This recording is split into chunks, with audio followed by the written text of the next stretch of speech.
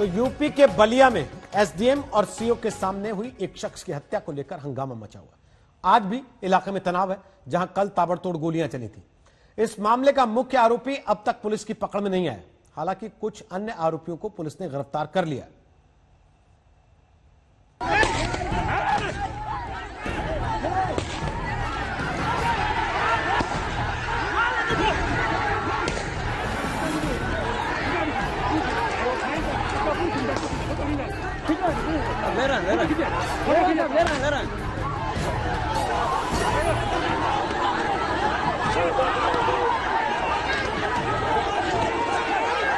ताबड़तोड़ फायरिंग हुई।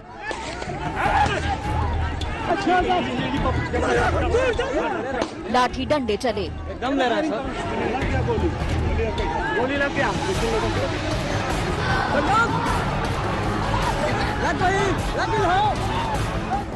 भगदड़ मची।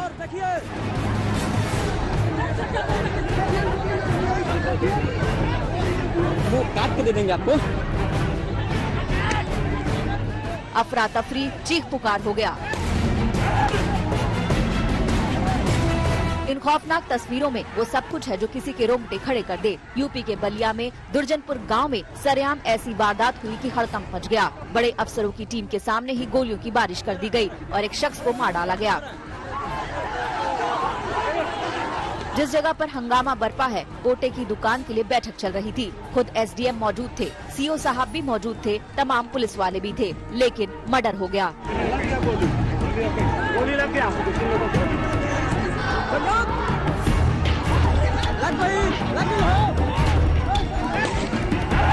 यहाँ कई थानों की पुलिस मौजूद थी। इन सब के बीच दबंगों ने फायरिंग शुरू कर दी। गोलीबारी में जख्मी शख्स को फौरन अस्पताल पहुँचाया गया, लेकिन उसकी जान नहीं बचाई जा सकी।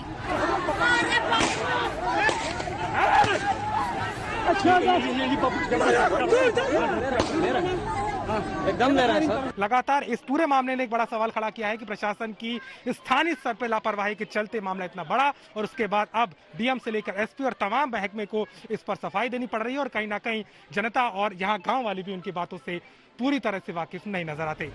गोली मारने वाले आरोपी का नाम धीरेन्द्र प्रताप सिंह है, जो बलिया के बीजेपी विधायक सुरेंद्र सिंह का करीबी है।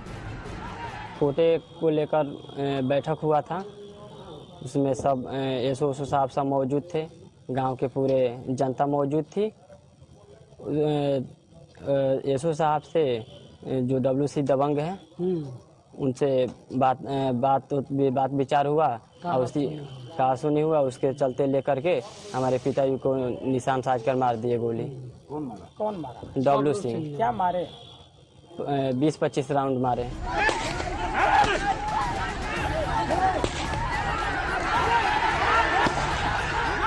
घर वालों का आरोप है कि आरोपी दनादन गोलियां दाग रहे थे, फिर भी पुलिस उन्हें बचाने में जुटी हुई थी और पीड़ित पक्ष के लोगों को मारपीट कर भगा रही थी।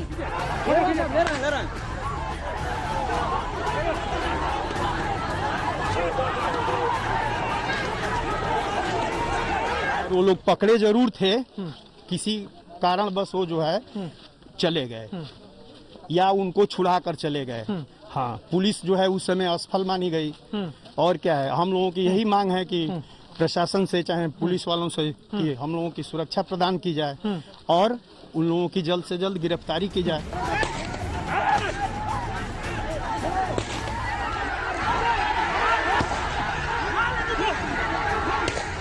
लेकिन गोलीबारी की गूंज जैसे ही लखनऊ पहुंची, पहला सरकारी एक्शन मौके पर मौजूद एसडीएम, सीओ और कुछ पुलिस वालों पर हुआ। फौरन सभी को निलंबित कर दिया गया। मुख्यमंत्री योगी आदित्यनाथ ने आदेश दिया कि आरोपी के खिलाफ सख्त कार्रवाई हो। इसके साथ ही पुलिस एक्शन में आ गई। महकमे के कई बड़े अधिकारी मौके पर पहुँच गए। मुख्य आरोपी धीरेन्द्र प्रताप सिंह के घर में पुलिस वालों ने तोड़फोड़ कर दी, बाइक तोड़ दी, कार के शीशे तोड़ दिए गए। आजमगढ़ जोन के डीआईजी गांव में कैंप करने पहुंचे। वहीं पुलिस की 10 से ज्यादा टीमों ने 8 आरोपियों की तलाश तेज कर दी है। गोली लग गया। गिरफ्तारी 7 लोगों की हो चुकी है। 8 नामजद हैं और 25 अज्ञात लोग हैं। और जो और बचे हैं उनके लिए एक एक आदमी पर 3-3 टीम गठित करके और कल रात से ही जहां भी संभावित है वहां दबिश दी जा रही है। तलाशी की जा रही है। जो भी उनके संबंधित हैं उनसे पूछताछ करके जो भी संभावित जगह है वो कराई जा रही है और ये प्रशासन इसको चुनौती के रूप में ले रहा है। लगातार बढ़ते दबाव के बीच पुलिस ने नामजद मुख्य आरोपी के भाई देवेंद्र सिंह को गिरफ्तार कर लिया है। बलिया से अनिल अकेला और अभिषेक मिश्रा के साथ आज तक ब्यूरो। बलिया के जिस गांव में कल गोलियां चली वहां आज गांव वालों में जबरदस्त गुस्सा है। इस वारदात के बाद से गांव में तनाव है। एसपी और डीएम गांव में मार्च कर रहे हैं ताकि कोई अनहोनी ना हो। बलिया कांड पर राजनीति भी गर्मा चुकी है। हाथरस के बाद योगी सरकार एक बार फिर निशाने पर है।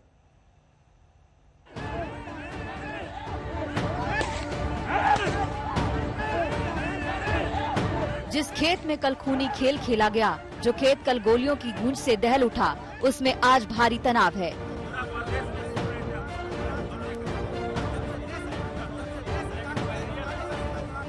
यूपी के बलिया के दुर्जनपुर गांव के हर शख्स के जहन में कल की तस्वीरें कौंध रही हैं।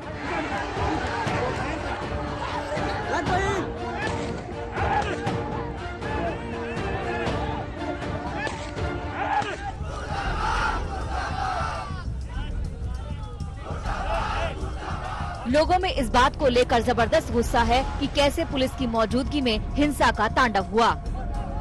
ये गांव का वही स्थान है जहां पर कल ये फायरिंग हुई थी और यहीं पे कल उस व्यक्ति की मृत्यु हो जाती है और अब अभी कुछ देर पहले यहां पर उसकी डेड बॉडी को लाया गया है। लगातार परिवार में बहुत बड़ा रोष है क्योंकि जिस तरीके से प्रशासन ने समय पर कार्रवाई नहीं की उसको लेकर के वो अब इतने ज्यादा नाराज है कि प्रशासन पे सवाल खड़े कर रहे हैं।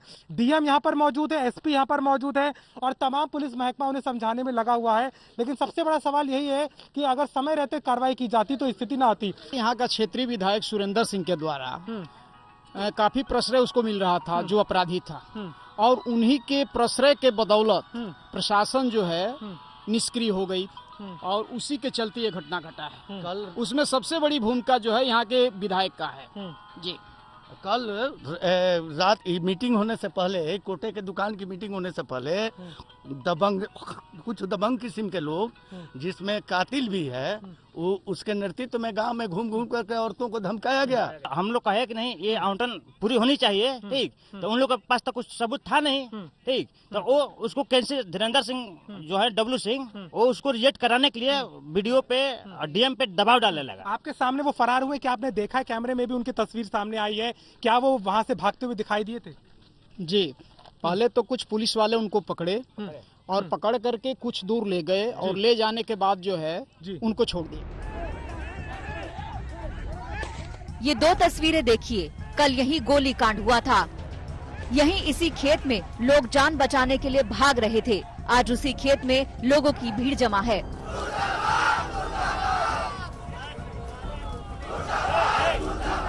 पुलिस प्रशासन के खिलाफ गुस्सा है, मुर्दाबाद के नारे लगाए जा रहे हैं।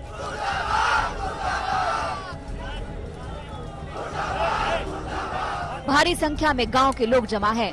तनाव है, इसीलिए पुलिस बल भी बड़ी संख्या में तैनात है। जहां वारदात हुई उससे 150 मीटर की दूरी पर ही मृतक का घर है। हम यहाँ पर डैमेज कंट्रोल करते नजर आ रहे हैं और हमसे भी उन्होंने बातचीत में बात कही है कि जल्द ही अपराधी सलाखों के पीछे होगा। लेकिन जिस तरीके का रवैया यहाँ हमें दिखाई दे रहा है उससे लगता नहीं है कि क्या कोई वाकई में बड़ी कार्रवाई हो पाएगी। या अब देखना होगा कि आगे क्या प्रशासन का रवैया होगा, क्योंकि अगर गांव के हालात की बात करें तो वो लगातार नाराज हैं। जो डेड बॉडी है वो यहाँ से 100 मीटर दूर है, आंगन में रखी हुई है, लेकिन परिवार वालों में रोष है और वो बार बार ये कह रहे हैं कि जब तक हमें न्याय नहीं मिलेगा हम क्रियाक्रम के बारे में भी नहीं सोच सकते हैं। गांव में पुलिस मार्च कर रही है, फिर कोई अनहोनी ना हो इसके लिए बड़ी तैनाती है। एसपी देवेंद्र नाथ और डीएम हरि प्रताप शाही ने गांव का दौरा किया। दोनों ने पुलिस की गलती मानी और गांव वालों को दोषियों के खिलाफ सख्त कार्रवाई का भरोसा भी दिया। ये गिरफ्तारी 7 लोगों की हो चुकी है। 8 नामजद हैं और 25 अज्ञात लोग हैं और जो और बचे हैं उनके लिए एक एक आदमी पर 3-3 टीम गठित करके और कल रात से ही जहां भी संभावित है वहां दबिश दी जा रही है, तलाशी की जा रही है। जो भी उनके संबंधित हैं उनसे पूछताछ करके जो भी संभावित जगह है वो कराई जा रही है और ये प्रशासन इसको चुनौती के रूप में ले रहा है। बलिया में गोलियां चली तो उसकी गूंज लखनऊ तक सुनाई दी। मायावती ने यूपी सरकार को कानून व्यवस्था पर ध्यान देने की सलाह दे डाली, तो अखिलेश यादव ने आरोप लगाया कि बीजेपी नेता पुलिस के सामने हत्या करके फरार हो गया। बलिया में एक हत्यारे की मदद इसलिए हो रही है कि वो एक जात विशेष का है। योगी जी, आपका जाति चेहरा सामने आ गया है। ये उत्तर प्रदेश का दुर्भाग्य है कि संत के नाम पर एक जातिवादी मुख्यमंत्री उत्तर प्रदेश में है। ये दुर्भाग्यपूर्ण है कि इस प्रकार की जो घटनाएं होती हैं और किसी भी प्रकार की ऐसी घटनाएं होती हैं, उसके लिए प्रदेश की सरकार, विशेष रूप से हमारे मुख्यमंत्री जी, बहुत सीरियस है। अभी हाथरस कांड की तपिश झेल रही योगी सरकार अब बलिया पर घिर गई है। विपक्ष कानून व्यवस्था पर सवाल उठा रहा है। बलिया में पुलिस की मौजूदगी में हत्या हो जाना गंभीर सवाल उठाता है। बलिया से अभिषेक मिश्रा के साथ आज तक ब्यूरो।